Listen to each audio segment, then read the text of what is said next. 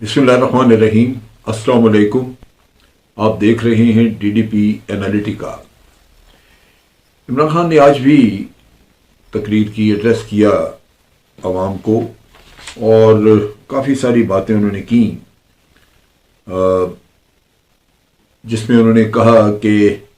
नवाज शरीफ मुल्क से भाग गया है और बाहर बैठा है उन्हीं अपार्टमेंट्स में जिनका वो कोई हिसाब किताब नहीं दे सका और झूठ बोल रहा है, और वापस आने के लिए वो चाहता है कि इमरान खान को डिस्क्वालीफाई कर दिया जाए, सियासत से बाहर किया जाए, फिर वो आए। इसी तरह उन्होंने पंजाब के चीफ मिनिस्टर के ऊपर एतराज़ किया कि पंजाब का चीफ मिनिस्टर, और बड़ा दुरुस्त एतराज़ है कि एक ऐसा आदमी जो कि मुकम्मल तौर पे कंट्रोवर्शियल है और पीटीआई का बड़ा सोन एनिमी है, उसको ला के तो चीफ मिनिस्टर बना दिया गया, और ये सारा मिली भगत जो कि इलेक्शन कमीशन और गवर्नमेंट वगैरह की है उसकी वजह से हुआ। अब उसने, इमरान खान ने कहा, जो मैं अपने मुख्तलिफ व्लॉग्स में कहता रहा हूं, कि ये इलेक्शन से बचना चाहते हैं हर हालत में, लेकिन इनके इलेक्शन ना कराने की वजह से मुल्क जो है वो तबाह हो रहा है। और इलेक्शन का जहां तक ताल्लुक है, इमरान खान ने कहा कि ये दोनों पंजाब और केपी के असम्बलीज हमने डिसॉल्व की, और उसकी बुनियादी वजह यही थी कि मुल्क की खातिर हमने की, क्योंकि हम चाहते थे कि मजबूत निज़ाम हो और फिर मुल्क की बेहतरी के लिए फैसले किए जा सकें। उसने ये भी, इमरान खान ने कहा कि इस वक्त हालात मुल्क के इतने बुरे हैं कि हमें कोई सामने रोशनी की किरण नज़र नहीं आती, और हल हमारे पास जो है वो यही है कि रूल ऑफ लॉ मुल्क में होना चाहिए, और उसके साथ साथ तमाम अदारों को, सबको आइन के दायरे में रहते हुए काम करना चाहिए। फिर उन्होंने अपने मुल्क के नौजवानों को भी एड्रेस किया, कहा कि ये मुल्क के नौजवान जो हैं ये वतन छोड़ के जाना चाहते हैं, ये इनको नहीं करना चाहिए। जो सरजमीन हमारी है इसी को बेहतर करना है, और दूसरी कोई जगह नहीं होती आपके लिए। और अब नौजवानों को इनकरेज किया कि वो अपने मुल्क के लिए काम करें और यहीं ठहरें, जो एक बहुत अच्छी बात है, क्योंकि जब भी कोई मुल्क में मसाइल आते हैं तो तब भी अपने लोगों ने ही वो मसाइल दुरुस्त करने हैं, और अगर मुल्क के ऊपर कोई खुशहाली आती है तो वो भी उन्हीं का हक होता है जो लोग वहाँ पे रहते हैं। लिहाजा हम सबको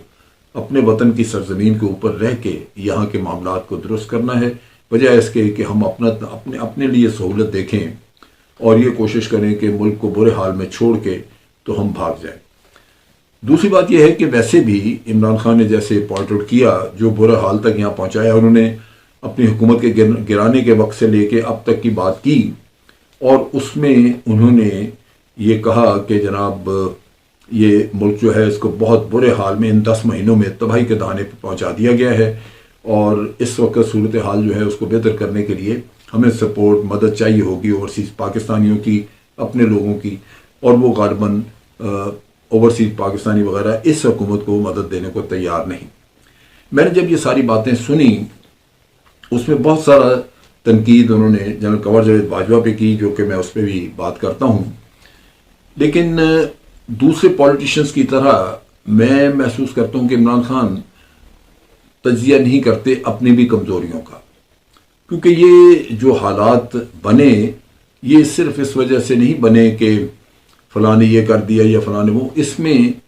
बाज़ ऐसी चीज़ें हैं जो कि मैं समझता हूँ कि आइंदा के लिए लेसन है, सबक है, हमें उससे सीखना चाहिए, इमरान खान को उससे सीखना चाहिए। मिसाल के तौर पे हमने तोशाखाना का केस देखा, और इस तरह की जो चीज़ें हुई वो इमरान खान के गले पड़ी इस वजह से कि उसने अपने घर में खातून खाना कोई खुली छुट्टी दी हुई थी, और वो वहाँ से लोगों को टेलीफोन करके, और एक तरह का आप समझ लीजिए कि वो दूसरी वज़ीर आज़म बन के वहाँ से हुकूमत चलाने की कोशिश कर रही थी या अपने मामला चलाने की कोशिश कर रही थी, जिसकी वजह से वो फरागोगी और इस तरह के किस्से निकले जिनसे बचा जा सकता था। अगर आप साफ़ सुथरी हुकूमत करना चाहते हैं तो आपके इख्तियार आपके हैं, वो आपको दाएं बाएं किसी और को नहीं सौंपने चाहिए। इसी तरह इन्होंने जब जो अपने बारे में कहा कि जी मैं पंचिंग बैग बना रहा, क्योंकि सारी तनकीद मेरे ऊपर होती थी, मेरी गवर्नमेंट की परफॉर्मेंस वगैरह इन चीज़ों पे, जबकि जो असल ताकत का सरचश्मा थे वो जनरल कंवर जावेद बाजवा थे, और वो एक सुपर किंग बने हुए थे। انہوں نے یہ جو بات چیت کی، یہ اس سے پہلے بھی اس پہ وہ اعتراض کر چکے ہیں عمران خان. انہوں نے کہا تھا کہ جنرل قمر جاوید باجوہ کے کانٹیکٹ کے اوپر ایک انٹرنل انکوائری کروائی جائے. وہ ہوتی ہے یا نہیں ہوتی، لیکن بعض چیزیں بڑی واضح ہیں. قصہ یہ ہے کہ آپ وزیر اعظم ہیں، آپ کے پاس تمام اختیارات ہیں. آپ اگر اپنے اختیارات کسی کو سونپیں گے نہیں، لیکن آپ دیکھیں کہ وہ خود آپ کے اختیارات کو آہستہ آہستہ استعمال کر رہا ہے یا وہ آپ سے اختیارات پوچھے بغیر حاصل کرتا جا رہا ہے، تو یہ آپ کی اپنی کمزوری ہے. بہت ساری چیزیں ایسی ہیں جو کہ آپ خود ان کو جنرل قمر جاوید باجوہ کو آپ ایک طرح سے ایک کھلی چھٹی دیتے رہے کہ وہ کریں. مثال کے طور پہ جب آپ کو پرابلم پڑی کہ جی پیسہ چاہیے، تو سعودی عربیہ، قطر، ادھر ادھر آپ نے جنرل باجوہ کو چلا دیا کہ جا کے پیسہ اکٹھا کر کے لے گئے. لازماً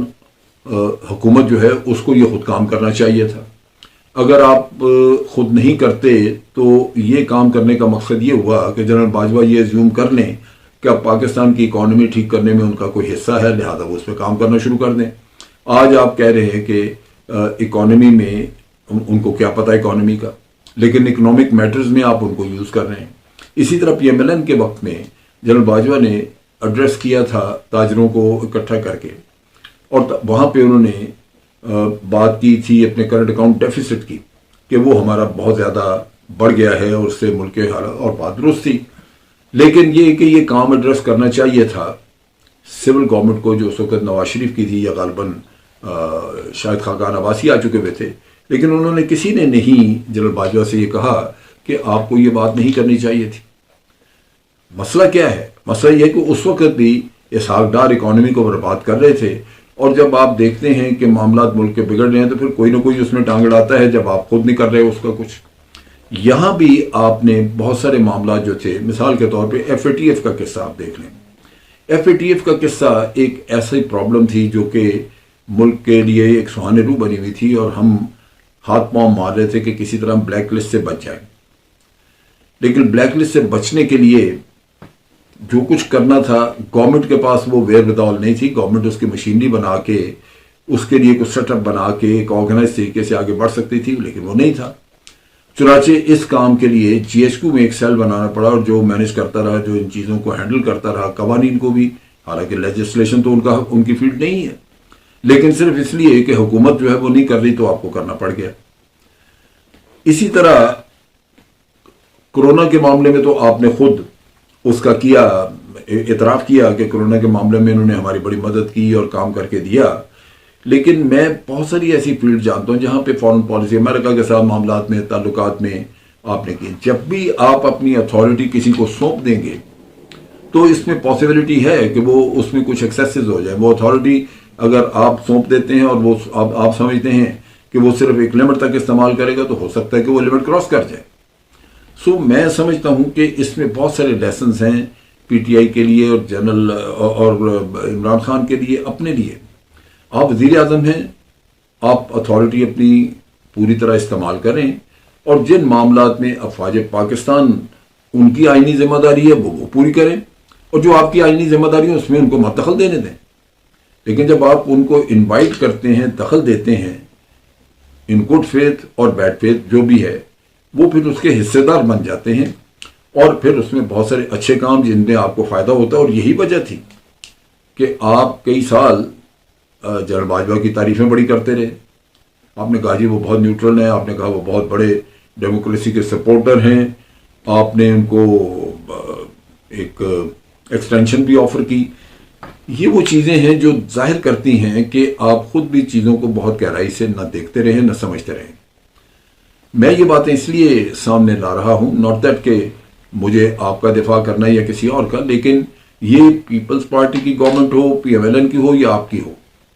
یہ آپ کے اپنے اوپر ڈیپینڈ کرتا ہے کہ آپ اپنی حکومت کو خود اپنے ہاتھوں سے بہترین چلائیں، بجائے اس کے کہ دوسرے آ کے آپ کے لیے کچھ کام کریں اور پھر آپ کے وہ اختیارات سنبھال لیں. اس میں فارن پالیسی سے ریلیٹڈ بھی چیزیں ہیں. میری اپنی آبزرویشن ہے کہ ہمارے سیاستدان بہت ساری چیزوں کو بہت گہرائی سے نہیں دیکھتے.